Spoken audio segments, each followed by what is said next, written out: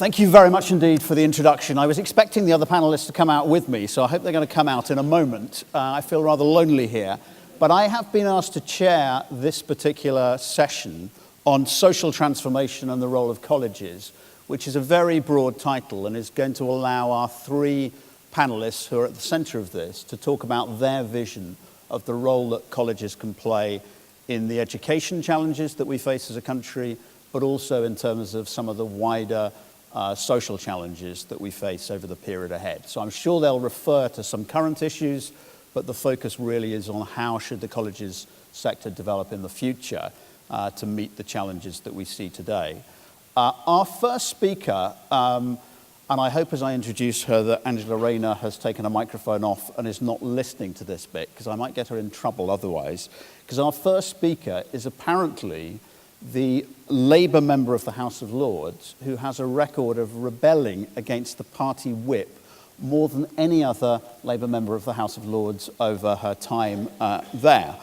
In fact, she's apparently rebelled on about 1/3 of the occasions, which is a clue to the fact that our first speaker is an independent-minded person who has strong views, great experience of education, was commissioner of the National Commission for Education that looked so much and was so influential in terms of the debate about participation. She's also been principal of Mansfield College, Oxford. She's one of the most distinguished barristers in our country. And perhaps I can offer you a clue in that she's also president of the Helena Kennedy Foundation, because she is none other than Baroness Helena Kennedy.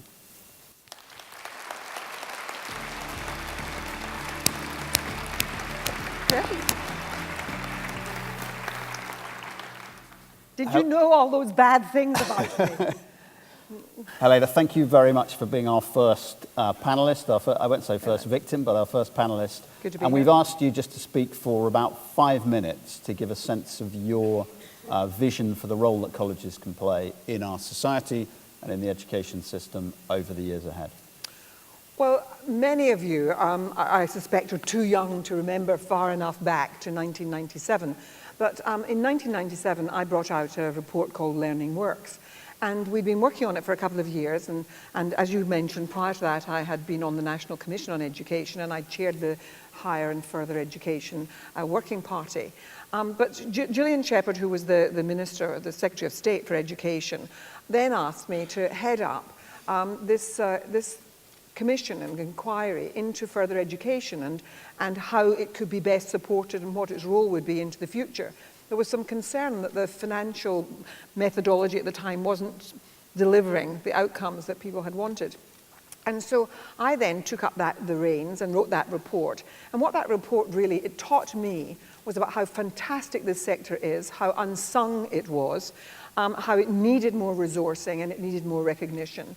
And what it became clear to me as I traveled around the country was that if we were talking about regeneration, this is one of the areas more than any where we had to invest and we had to make it possible for colleges to deliver what I saw being delivered in many of your colleges around the country. Well, that was 1997, almost, 21 years ago. And I do believe that it's a moment for us to think back on what happened. You see, if I look at the Brexit vote and people saying why they voted to leave Europe, a lot of it was because people felt great dissatisfaction about what has been happening in their lives.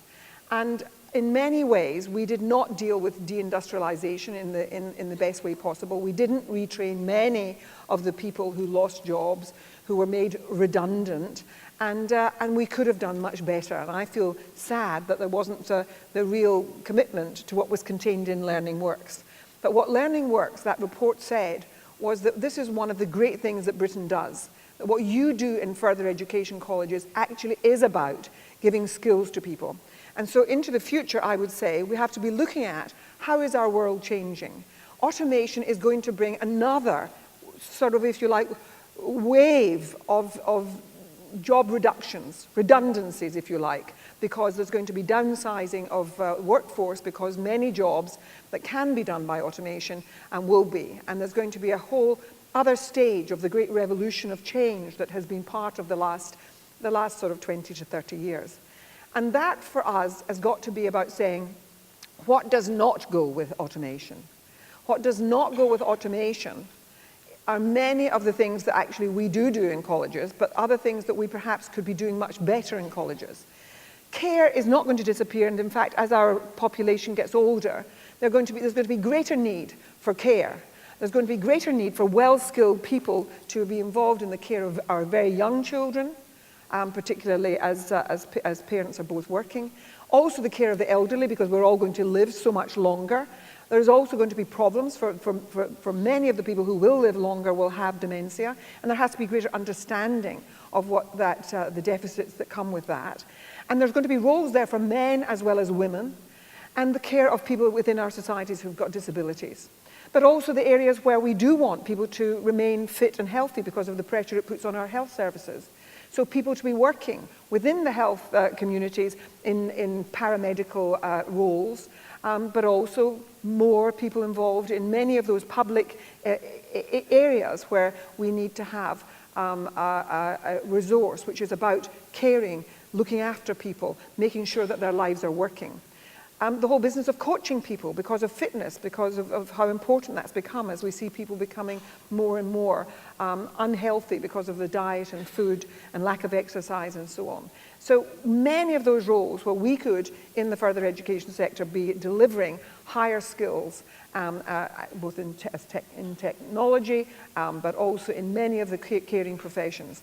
And that, I think, is something that is going to have to involve investment from government and investment from the business world, because I'm afraid our business world hasn't been good enough about, as they are letting workers go, there should be a responsibility for them to put money into the retraining of people if they're going to be moved out of whole tranches of work. And there has to be a contribution made by big business into this too. So I think it could be an exciting time if the moment is seized. And I think it is a time which will present challenges to you to be clear about the ways in which you, in fact, are the best deliverers of this stuff. And so I just want to say this is a tribute to you, because I know that that's something that you can always reinvent yourselves, and colleges have done it over the decades. But I think there is a big moment as long as it's recognized and properly resourced.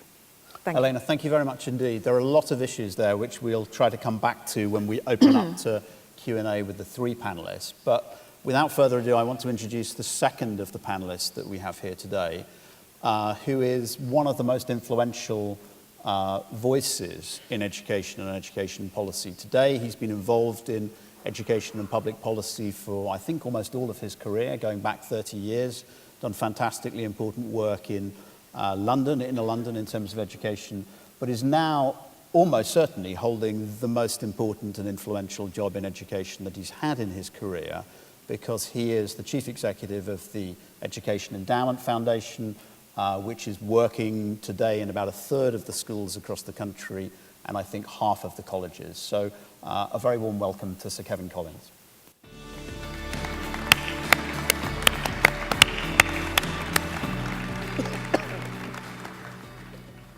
Thank you, David. Good afternoon. Thank you ever so much for inviting me to your event. I just want to say three quick things to kick off the conversation later on. I think the first thing I must say is thank you very much, because we're now funding and working with over half the colleges in England to conduct a set of big randomized control trials, which is interesting, because when we first started our work 7 years ago with the Education Endowment Foundation, we were endowed with a large amount of money from government, something like £125 million, to try and understand how you break the link between family background and education outcomes. We were told by many academics that you couldn't do randomized controlled trials, you couldn't do rigorous studies in education. And we've now learned through our work in the last number of years that yes, you can. Over half colleges, a third of all schools, 1 million children are involved in these kind of studies. So thank you very much for everybody that signed up for those trials. It's been very interesting to find out what we can learn around, for example, the work we're doing on embedded maths in the real world, or bringing parents involved in children's learning through texting, and a whole set of roads lead to Rome in terms of improving outcomes using these rigorous methods.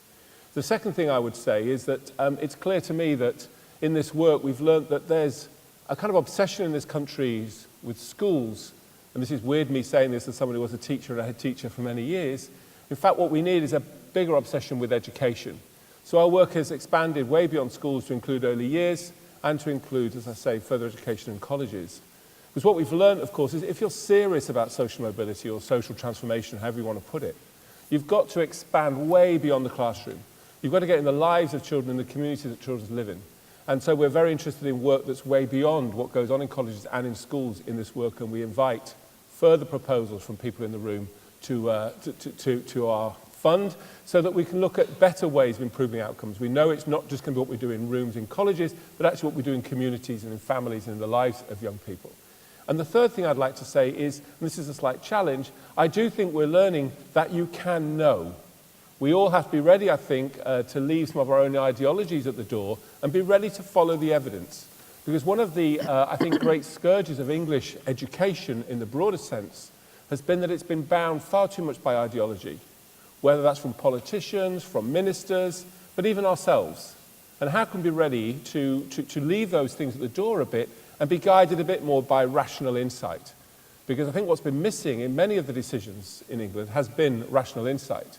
There's no way that anyone with understanding even a cursory glance at education evidence could believe that the right thing to do to a young person is let them fail, fail again, and fail again. You don't need a rocket science to understand that that is complete misunderstanding of any research to education, and yet we're doing that, unfortunately, to tens of thousands of children a year. And in fact, it's salutary to remember that over half the children who start school on free school meals end up at 19 without a level 2 qualification. Now, we have to break this bind that this so-called high pass or good pass at the level 2 or at the GCSE is somehow the gateway on. We have to break that because, of course, I think there's a complete fallacy about your capabilities at that point. In fact, you're fit for many other things in life, and we have to, this obsession with that particular grade when it's, I think, unfortunately bound with norm referencing, although people won't admit that, and we'll never get everybody to that point.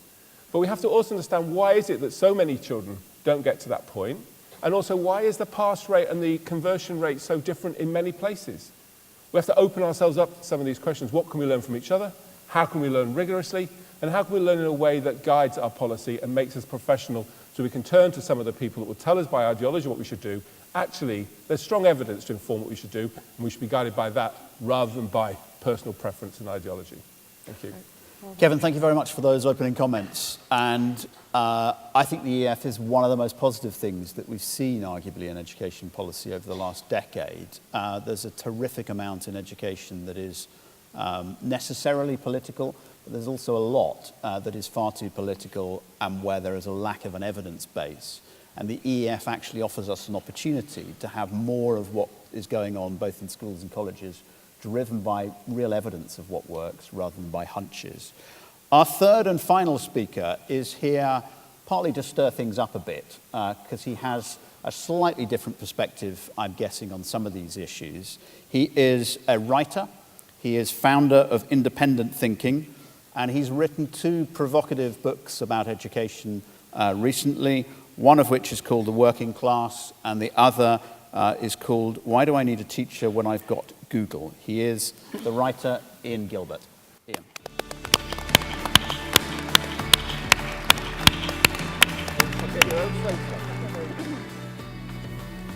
Hi, good afternoon. Thank you for having me. I didn't realize how much of an advocate I was of the work that you're doing until coming here today. Because I've got 3 kids. 2 of them did BTECs to get into university. And a lot of my work is in schools around the world, and I'm forever banging on about the fact that the BTECs are great, and in fact, my son got into Durham University with BTECs, and the teachers I meet go, I'm sorry, say that again. No, you got into Durham with BTECs, it's okay, these sorts of things are good. And there's a thank you as well, that I've now is the opportunity I feel I can give. When 10 years ago, my first wife, she died, and my son was at college, and my other daughters were at secondary school and infant school. And it was the college of all of those 3 phases that really sorted things out, that really did things well in that difficult sort of situation, leading to my son doing really well and going on to Durham University. So this is the first opportunity I've got to thank you for what you do when you step up, when you need that level of care and support for the young people that you're working with. So I'd like to thank you for that. In those 10 years, I've spent time living and working in the Middle East, in South America, we've just come back from Asia. So I've got this really privileged position of being able to have an overview of education across all phases and all sectors in a variety of different countries. And one of the things that allows me to do is to start to challenge some of the things that people are saying about the way the world is, the way that education is. And the book, Why Do I Need a Teacher When I've Got Google? I did a breakout session this morning. We touched on some of the things there to do with technology, but it's more than just technology. It's about quality of teaching, and we may get a chance to sort of touch on that again in this session. But also the book, The Working Class. This is the latest one. I felt that we needed to challenge the narrative. The narrative is the way the world is. This is the way that it is. We don't even question it, but it doesn't. It's the way the world is a choice. And I wanted to challenge the narratives that I kept hearing about the feckless poor and the fact that it was their own fault, and in schools, zero tolerance and no excuses. And actually, the thing that we always say through independent thinking, as you might imagine by the name, there is another way. I'm not saying you're right or wrong. I'm just saying, and here's a school or here's a college or here's somewhere else down the road or around the country or on the other side of the world that's doing it in a different way, because there's always another way. And three things that came through in my research, my work for this book, The Working Class. And we've got, I think there's about 46 different contributors from across all sectors of education, challenging this notion about how to get the best out of people from poorer backgrounds, young people from poorer backgrounds. One of them is this idea that education can put right the ills of society, that things like austerity is a choice, and the whole market system is a choice, and the neoliberal models that we work with, it's all a choice. It isn't always that way, it won't necessarily always be that way. When I lived and worked in Chile for a while, my current wife was originally, that's bad. You know what I'm saying? The current Mrs. Gilbert, she's from Chile originally. She's watching her. Yeah, oh my God, I'm the current one. I mean, she grew up under Pinochet. Pinochet was a regime that was enforced by the CIA on Chile in order to practice freedom economics and all that sort of stuff. So, and you've got the biggest Gini coefficient, one of the biggest ones in the world. And education is split. We put market forces into education, and it means that the rich kids go to those schools and the poor kids go to those schools, and it just replicates society, and that's the way we like it. So I realized in Chile you had to work very hard to keep the status quo, to make things stay the way they are, and make it seem like they've always been there. So we've got a divided society. We know, and the research shows, that the more unequal the society, the poorer the social mobility is. So in more equal societies, social mobility. So this idea that social mobility is down to education to sort out, and if it doesn't do it, then education is doing it wrong. But there's a much bigger picture than that. And you're doing brilliant work with what you've got, but in a much bigger picture, where there are other decisions to be made that will improve social mobility, and we know that they can have that effect. The other thing, one other thing that comes through is this idea that we have a level playing field. And I keep seeing that. I keep seeing people like Toby Youngs of this world saying it's a level playing field. You get children of the same age, you put them in a classroom, give them exactly the same opportunities, and some will rise and some won't, and that's down to them. But we know it's not a level playing field. We know that being born into poverty brings with it neurological, psychological, sociological, psychiatric issues that mean it's not a level playing field. It means we've got to work differently with young people who have had those sorts of experiences in order to make it seem like it's a level playing field to get the same sort of choices. We know that if you're born into poverty, there are neurological implications for the parts of your brain that later goes on to deal with doing well in exams. We know that if you experience high levels of shame, that has an impact on your ability to remember things because of the neurological implications of that. We know that if you live in an area with high pollution, that has an impact on our ability to make connections with our brain. So we know if your mother had high levels of obesity, that has an impact on you further down the line, including to ADHD boys. We know that if you experience menstruation early as a girl, that goes on to have impacts that are both neurological, psychological, and physical. We know that what your father did has an impact on how well you're going to do in education. We know that what your grandfather did and your aunts and uncles is going to have an impact. So if we know all these sorts of things, and the research is there, it's all in the book, then maybe we need to start looking at education in a different sort of way, not pretending that it's all about this sort of social Darwinism bit of whoever once it most gets to the top. There is more to it than that. And then the third thing is, and this surprised me with the research for the book and speaking to some of the contributors, is questioning the idea of social mobility. It's becoming, it's a good thing. We assume that it's got to be a good thing and we don't question it. But then I'm meeting people and they're saying, well, I did that social mobility thing and I went through university because that was the only route, because I got my qualifications. That was all school offered me. It was wrong. But I hated it and I came back home. And I'm much happier back at home.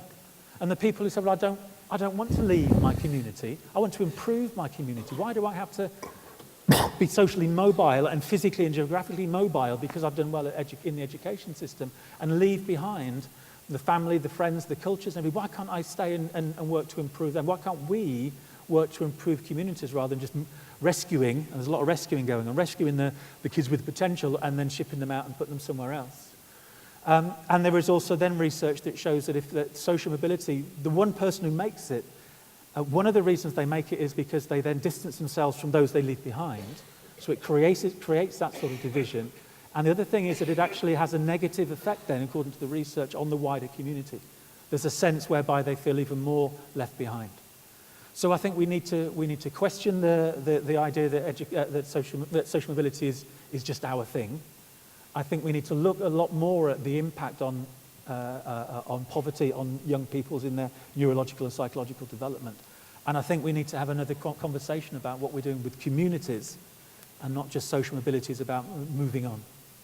Ian, thank you very much. We're now going to go to a few big picture questions that I'm going to put to all three panelists. We only have a limited period of time, so I'm going to try to get you to be relatively concise in your answers. The first thing that I wanted to touch on is that since actually your report, Kalina, going back however many years it is 20 years, the face of education, particularly post-16, has changed massively in the country. I mean, the participation rate has almost doubled. The number of people going on into HE has increased very significantly. We've got new institutions like UTCs. We've got the apprenticeship levy. A lot of changes. In sort of 5 or 10 years' time, if you had a piece of paper that was relatively blank and you could impose on it your vision of what colleges would be doing more of and less of, what would the colleges sector, which is covering quite a lot of different areas and responsibilities at the moment, what would it look like in 10 years' time, and what would it be doing more of, and what would it be doing less of? Helena, do you want to start that? Well, having been in the, I've been, at the sort of head of, or sort of, at the top end of a number of different kinds of university, Oxford Brookes, then the London School of Oriental and African Studies, SOAS, and then I ran a college at Oxford, which actually had 96% this year have come from state schools.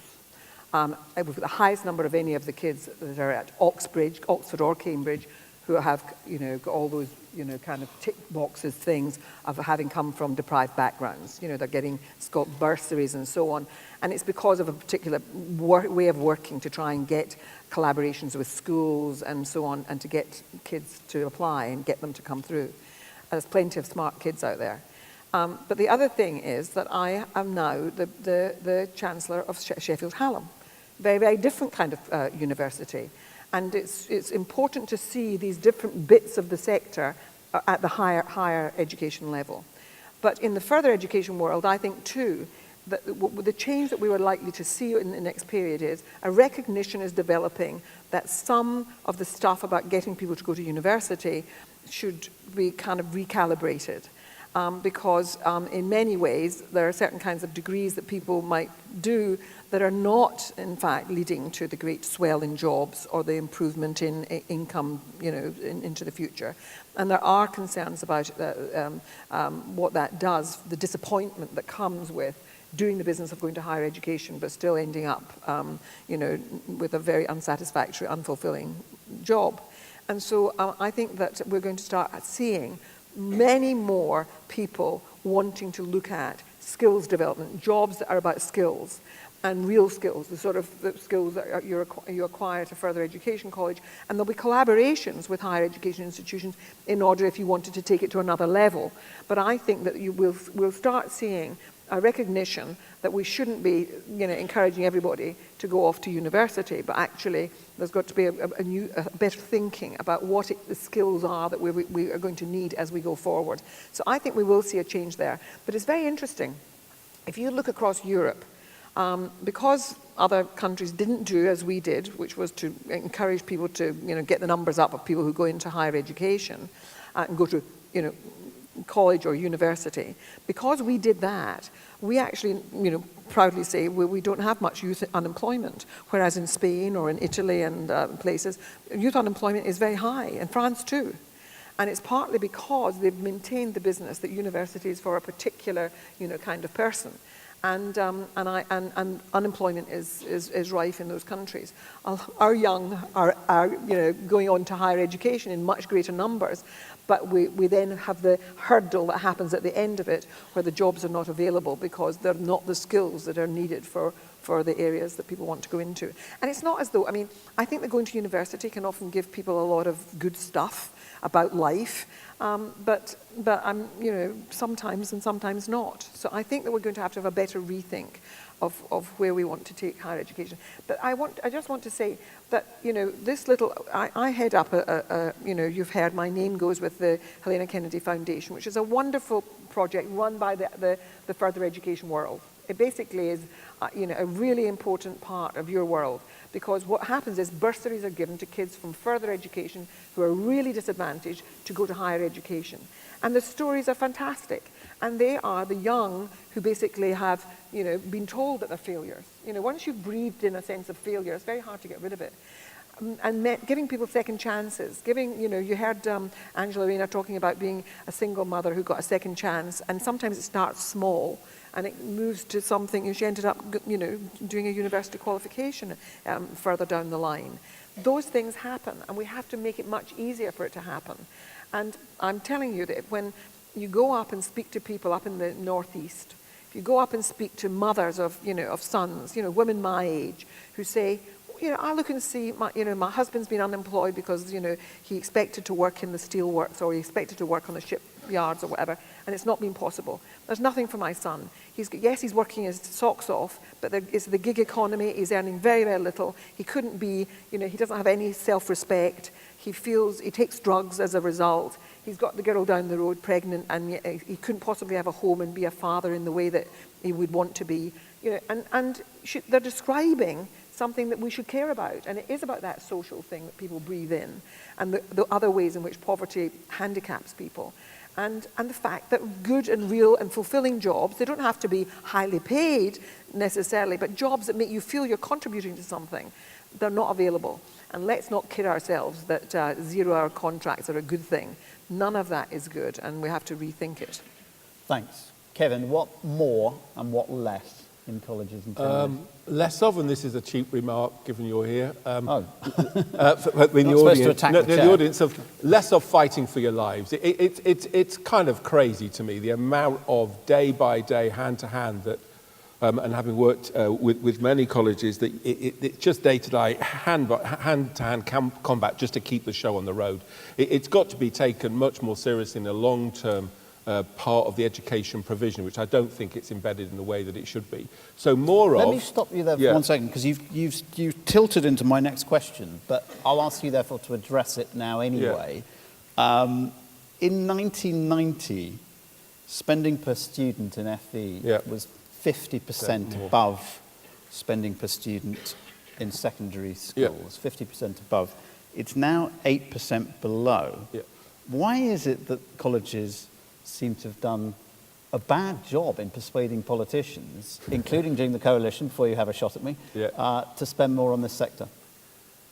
I think it's a great question. I'm not sure if the colleges have done a bad job. I guess there has to be a sense of responsibility there.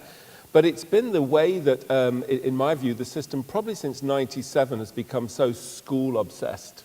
I could have the same conversation about early years as well as the colleges here, that the school obsession has forgotten the other bits of education which are vital. So, in that the hardest to teach young people, I don't know if this phrase is going to annoy people, but the hardest to teach young people end up with you now at 16 to 18, and you're being asked to then redo GCSEs at English and Maths with them. And yet the schools have had time after time with these young people. If it could have been wrung out, it would have done. And somehow the idea, if you just do a bit more, it's going to work. And we know over and over now that evidence is crystal clear it doesn't.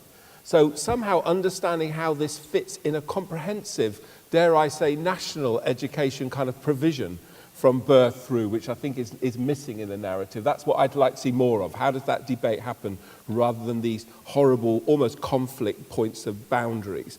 But then to Ian's point, I do think the other thing I'd like to see more of, and I certainly saw this in East London in my life, and I still live there, the college is a really big part of building local communities, of sustainable local economies and communities. It's vital. So I don't see social mobility as this thing of, if you do well in education, therefore it's a breach in social mobility. I think it's about the way you integrate education and learning and skills to build sustainable communities.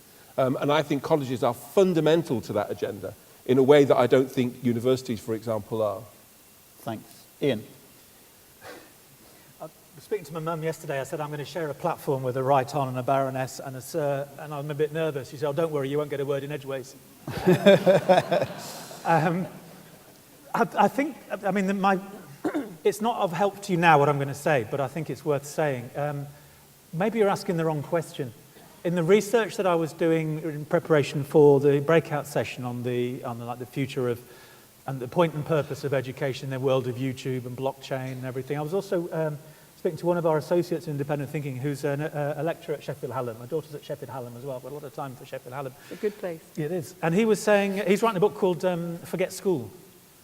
And increasingly what he's saying, he's finding young people in the sort of 16 to 25 age range, let's say, who are just doing their own thing. Professional, committed, successful. They're not, it's not about how much money they can make. It's they've got their own business, they're getting on with it. And there's nothing that you've got for them in terms of qualification. They want learning. And this is one of the things, and I think as I was talking this morning about this, I realized the distinction between the learning and the qualifications. We talk about qualifications as if they're learning, but children don't need qualifications necessarily, not all of them, but they do need the learning, and people beyond that as well, as adults as well. It's a bit like the idea that I don't need a drill, I need a hole. Yeah? I need, so you've got within your staff, within the people, your contact area, if you like, a lot of knowledge, which I need. If I want something, I want access to that knowledge. But it doesn't necessarily mean that I want a qualification or I want to go on a year program or anything. I'll just pay for the stuff that I've got here and now. And then in the research, there's research from Cardiff University saying what they've found looking at skills trends is that literacy and numeracy are actually going down in terms of demand. Computer skills are consistently going up and have been for however many years and look like they're on that upward trajectory. But literacy and numeracy are actually going down in terms of demand. One of the things that's going up slightly is complex problem solving. And complex as in complexity, as in something like, let's say, Brexit, it's complex. There are no rights or wrongs. We just don't know how to deal with it. And interestingly, what the report from Cardiff said is it's the sort of the lower echelon, as I think how they described it, jobs that in particular where complex problem solving is in demand. And then this idea of the freelancer and the sort of the children of Uber. And research from America looking at freelance skills that are in demand. It changes every sort of quarter, they do a review. And things like one of the most in-demand things in the previous quarter for freelancers was product photography. So a lecturer friend from Hallam, he was saying he's been interviewing a lady, a young lady set up her own business in wedding planning. So 99% of her business comes from Instagram. So it's not like she has a qualification in it. It's not like she's been trained in it. She's just set up this thing and is using the technology and using the way of connecting the world that is available to everybody to build her business in that sort of way. Nobody's saying, do you have a qualification in it? She's just doing it. And there's an element of this and the research shows that the freelancers' demand for learning, not for qualifications, for learning is going up amongst freelancers. Whereas the demand for it is going down amongst people who are employed and by the employers. So it's this idea that we're entering a different sort of economy and maybe qualifications are less important. That's not dumbing down, but maybe the question how I ended the session today, well, there's a quote from an observer who was writing a book about technology and how we need to work with the machines in the classroom, not against them. What do the machines do that we can't do? What do we do that machines can't do? And let's have a conversation about that. And there's a line he used which is words to the effect that children can learn what they want, when they want, from who they want, when they want. And it's this sort of model. I don't need to come to you. I just need the learning here and now in a way that's appropriate for me Don't need a qualification, it'll just help me do my job. Here's the evidence of it. And then when you throw in the blockchain stuff, this whole disintermediarization that we're talking about of FE and HE. So again, so rather than, because you hold the knowledgeable people, I have to come to you. The knowledgeable people are independent, I'm independent, I go to them, they teach me, I learn from them, I measure them, that goes on the blockchain so we know it happened. They assess me, that goes on the blockchain so we know what happened. There's an exchange of currency, which is probably a virtual currency, that's on the blockchain as well. So there's this whole process by which the technology and the mindset is saying, well, maybe we just don't need you. So you can have all these conversations about how it used to be, but I'm just going to get on and get the stuff I want, where I want it, how I want it.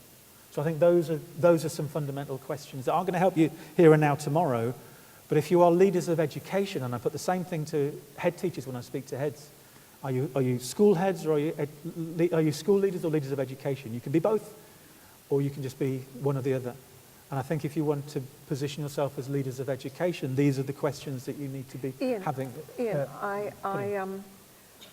I think that a lot of what you're saying is really interesting, and I think is a reflection of some cohorts of our young.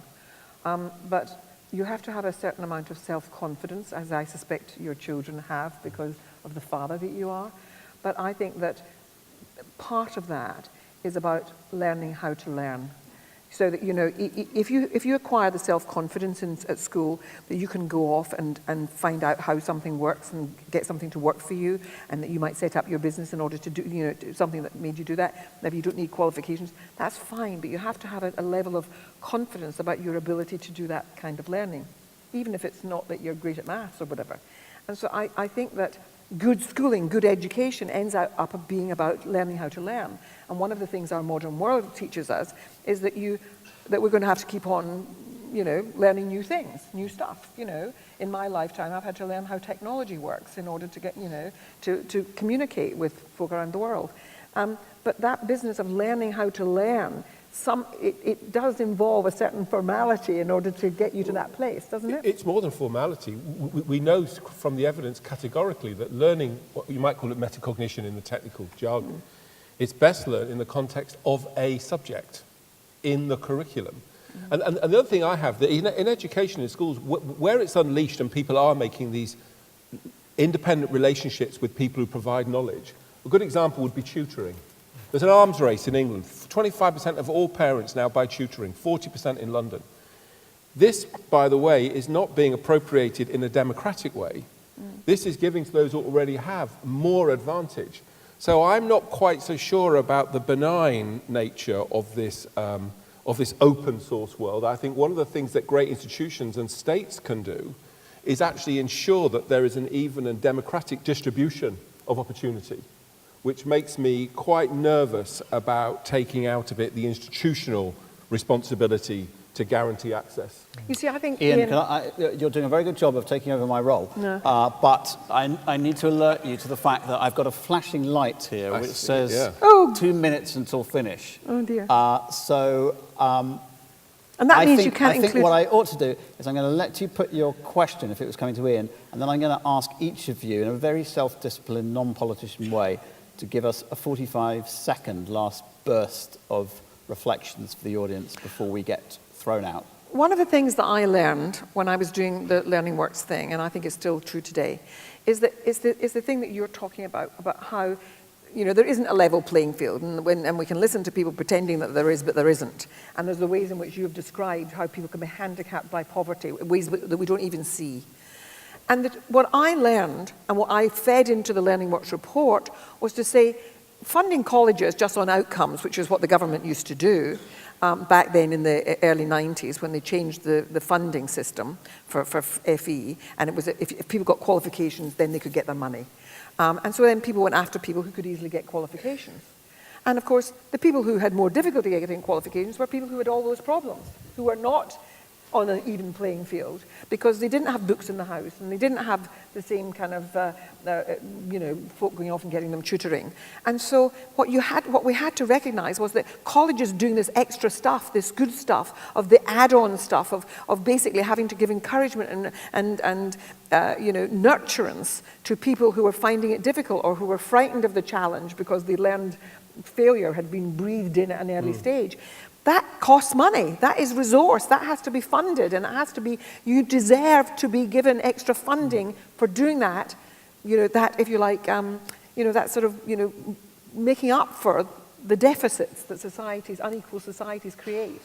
And so I think that we have to put a pound sign on that, and we haven't been doing it adequately in recent years. Thank you very much. So my 45 seconds is, we're currently doing the largest experiment or largest study ever done in colleges in the country. I want to do more of that. I think this is a fantastic platform for us to really build knowledge around what we do.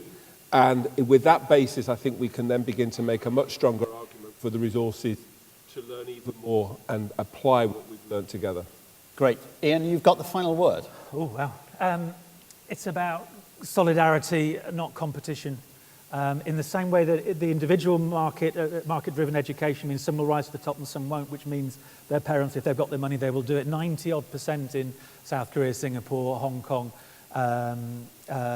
Shanghai, of young people are tutored after school. It's called the shadow education. Shadow because it models whatever the main education system is, it will follow.